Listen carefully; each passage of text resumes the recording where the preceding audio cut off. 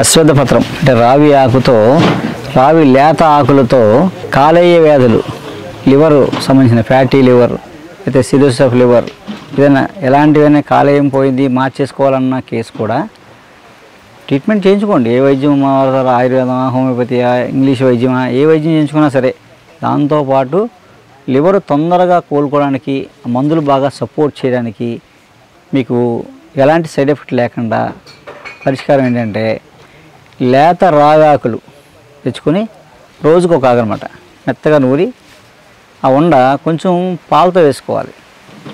ఒక 30 ml milk, 5 grams ఈ ఆకు ముద్ద వేసుకుని పాలు తాగడమే. మీకు పచ్చి ఆకులు దొరకమనుకోండి, ఒకసారి ఒక 100 grams ఆకులు తెచ్చుకొని మెత్తగా నూరి చిన్న చిన్న మాత్రలు, శనగింజ మాత్రలు చేసి ఎండబెట్టేసుకోండి. రోజుకు 2 మాత్రలు, పొద్దున్నే 2 వేసుకొని కొంచెం పాలు తాగడమే. 40 days తాగండి. వారం తర్వాత నుంచి మీకు ఆ LFT టెస్ట్లో చాలా మార్పులు వస్తాయన్నమాట, పాజిటివ్ రిపోర్ట్స్ వస్తాయి.